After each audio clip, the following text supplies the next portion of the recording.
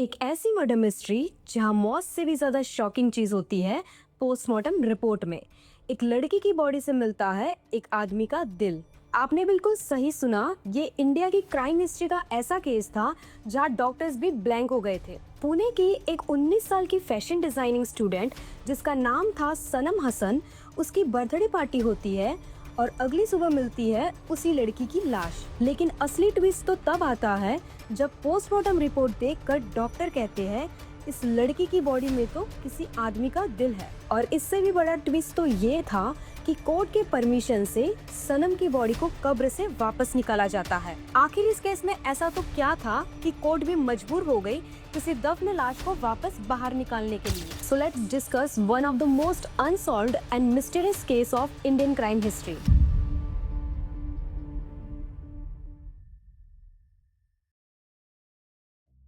2 अक्टूबर 2012, पुणे, महाराष्ट्र। ये शहर हमेशा स्टूडेंट्स और प्रोफेशनल से भरा रहता है। ये दिन एक मिडिल क्लास फैमिली के लिए कुछ खास था, लेकिन उन्हें ये नहीं पता था कि उनका ये खास दिन जल्द ही बहुत ही डरावने दिन में बदलने वाला है। सनम हसन एक 19 साल की इंटेलिजेंट एनर्जेटिक लड़की थी। उसने डिसाइड किया कि उसे फैशन डिजाइनिंग में उसका करियर बनाना है। उसके पेरेंट्स ने उसके इस डिसीजन को खुशी खुशी मंजूर किया और उसके बाद उसे पुणे पढ़ाई करने के लिए भेज दिया। पुणे में उसने सिम्बायोसिस इंस्टीट्यूट ऑफ डिजाइन में एडमिशन लिया और 2012 में वो सेकेंड ईयर में पहुंची थी। सनम पढ़ाई के साथ साथ एक फेमस ब्रांड जिसका नाम अल्डो था, वहाँ वो पार्ट टाइम जॉब भी करती थी। साथ ही सनम एक फुटबॉल प्लेयर भी थी। वो हर फील्ड में होशियार थी और इसी वजह से सनम के पेरेंट्स बहुत प्राउड फील करते थे कि उनकी बेटी हर चीज में परफेक्ट है। उसके काफी सारे दोस्त भी थे जहाँ वो काम करती थी, वहाँ भी, और उसके कॉलेज के भी। अब आता है 2 अक्टूबर 2012।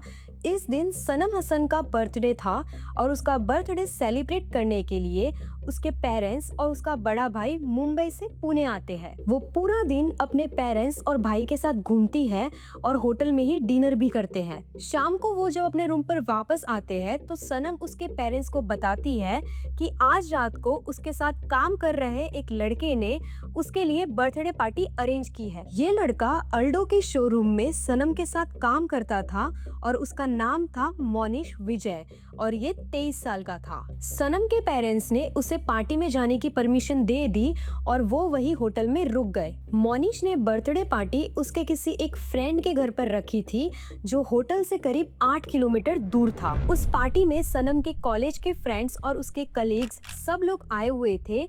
उन लोगों की पार्टी शुरू होती है और ये पार्टी पूरी रात चलती है, लेकिन तुरंत ही कहानी में एक बहुत बड़ा चेंज आ जाता है। 2 अक्टूबर की रात बीत जाती है और अगला दिन आता है 3 अक्टूबर 2012। सनम का दोस्त मोनिश विजय, जिसने सनम के लिए बर्थडे पार्टी रखी थी, वो अराउंड सुबह के 8:30 बजे सनम को रूबी हॉल क्लिनिक लेकर जाता है और फिर सनम के पेरेंट्स को कॉल करके कहता है कि जल्दी से हॉस्पिटल आ जाइए, सनम की तबीयत बहुत ज्यादा खराब है। ये बुरी खबर सुनते ही सनम के पेरेंट्स शॉक हो जाते हैं कि कल तक तो सनम एकदम ठीक थी, अचानक क्या हुआ। फिर वो तुरंत ही हॉस्पिटल पहुंच जाते हैं, लेकिन उन्हें ये नहीं पता था कि हॉस्पिटल पहुंचकर उन्हें इससे भी ज्यादा बुरी खबर मिलने वाली है।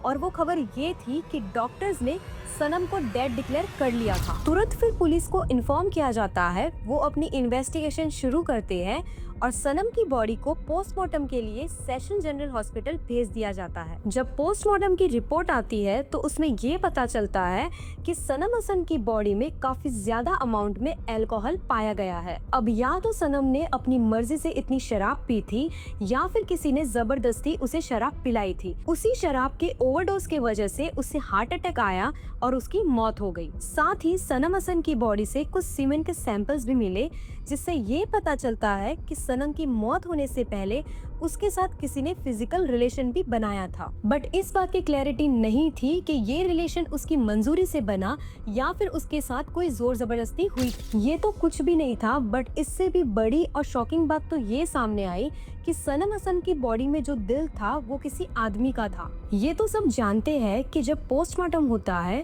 तो बॉडी के सारे पार्ट्स को निकालकर उनको चेक किया जाता है। डॉक्टर्स ने जब सनम के हार्ट को चेक किया तो उसके हार्ट से मिले प्रोटीन से ये पता चला कि वो हार्ट किसी फीमेल का नहीं बल्कि मेल का है। अब ये कैसे पॉसिबल हो सकता है कि किसी फीमेल की बॉडी में किसी मेल का हार्ट हो? ये नया ट्विस्ट सुनकर पुलिस और सनम के पेरेंट्स सब लोग शॉक हो गए थे, क्योंकि सनम हसन की बॉडी पर कोई भी निशान नहीं था जिससे ये कह सके कि मरने से पहले उसकी हार्ट सर्जरी हुई हो। अब ये केस पुलिस के लिए और भी ज्यादा कॉम्प्लिकेटेड हो चुका था। आगे पुलिस अपनी इन्वेस्टिगेशन शुरू करती है और सबसे पहले वो ये पता करती है कि आखिर सनम के साथ उस रात किसने फिजिकल रिलेशन बनाया था। पार्टी में उस रात 17 लोग मौजूद थे। उनमें कुछ सनम के कॉलेज के फ्रेंड्स थे और कुछ उसके साथ शोरूम में काम करने वाले कलीग्स भी थे। पुलिस इन सभी 17 लोगों से पूछताछ करती है और इन सभी का डीएनए सैंपल लिया जाता है। सनम हसन की बॉडी से जो सीमेन के सैंपल्स मिले थे उनके डीएनए से मैच किए जाते हैं,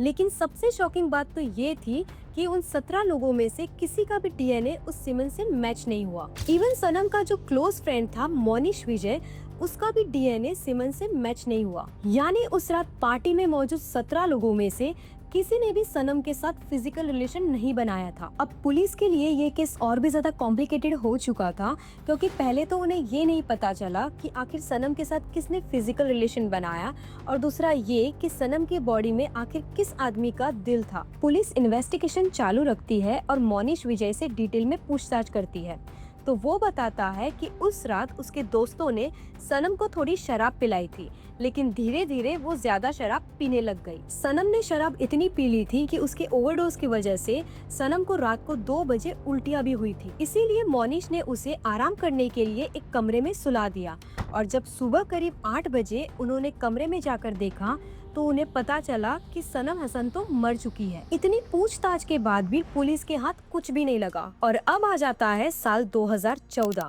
सनम हसन के पेरेंट्स की डिमांड से इस केस को सीबीआई को हैंडओवर किया जाता है। अब सीबीआई सारे एविडेंसेस को स्टार्टिंग से एनालाइज करती है और उन 17 लोगों से फिर से पूछताछ की जाती है और उनके डीएनए सैंपल्स को डीपली चेक किया जाता है। सीबीआई के सामने ये भी सवाल था कि आखिर सनम की बॉडी से मेल का हार्ट कैसे मिला। तो सबसे पहले इसके बारे में सीबीआई पता करती है और फिर पता चलता है कि जिस दिन हॉस्पिटल में सनम की डेड बॉडी का पोस्टमार्टम हो रहा था, उस दिन वहाँ पर सनम के अलावा 4 और बॉडीज भी थी जिनका तभी पोस्टमार्टम हुआ था। और सीबीआई को पता चला कि हॉस्पिटल के स्टाफ और डॉक्टर्स की लापरवाही की वजह से हार्ट ट्रांसप्लांट के दौरान डॉक्टर्स और स्टाफ ने गड़बड़ी कर दी थी। पोस्टमार्टम रिपोर्ट से ये पता चला था कि सनम की बॉडी में किसी आदमी का हार्ट है, जिससे पूरा केस ही पलट गया था। हालांकि गलती तो डॉक्टर्स और स्टाफ की थी कि उनकी एक लापरवाही की वजह से हार्ट एक्सचेंज हो गए, पर अभी भी सीबीआई को ये नहीं पता चला था कि आखिर सनम हसन के मरने से पहले उसके साथ किसने फिजिकल रिलेशन बनाया था। इस सवाल का जवाब ढूंढने में सीबीआई को पूरे 2 साल लग गए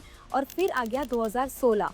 जब सीबीआई के हाथ कुछ भी नहीं लगा तो वो कोर्ट से एक परमिशन मांगती है, और वो परमिशन ये थी कि सनम हसन की बॉडी को फिर से कब्र से बाहर निकालना है। कोर्ट इस मांग को मंजूरी दे देती है और फिर सनम की डेड बॉडी को कब्र से बाहर निकाला जाता है। बॉडी से कुछ डीएनए सैंपल निकाले जाते हैं और उन्हें दोबारा टेस्टिंग के लिए भेजा जाता है, लेकिन अफसोस की बात सीबीआई इस बार भी फेल हो जाती है और उनके हाथ कुछ भी नहीं लगता, जिससे उन्हें ये पता चल पाए कि आखिर उस रात सनम हसन के साथ किसने फिजिकल रिलेशन बनाया था। सनम हसन के पेरेंट्स का भी यही कहना था कि उनकी बेटी के साथ कुछ गलत हुआ है और उसका मर्डर किया गया है। सीबीआई ने पूरी इन्वेस्टिगेशन की, लेकिन फिर भी वो नाकामयाब रहे इस केस को सॉल्व करने में, और इसी वजह से ये केस भी उन केसेस में इंक्लूड हो गया जो आज तक सॉल्व नहीं हो पाए, और आज भी ये केस पेंडिंग लिस्ट में शामिल है।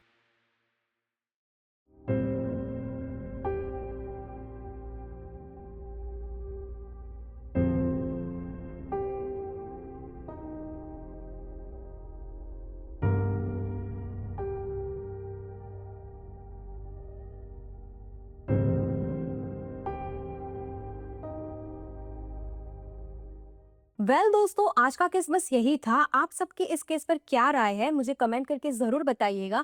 बाकी मिलते हैं नेक्स्ट वीडियो में किसी और केस के साथ।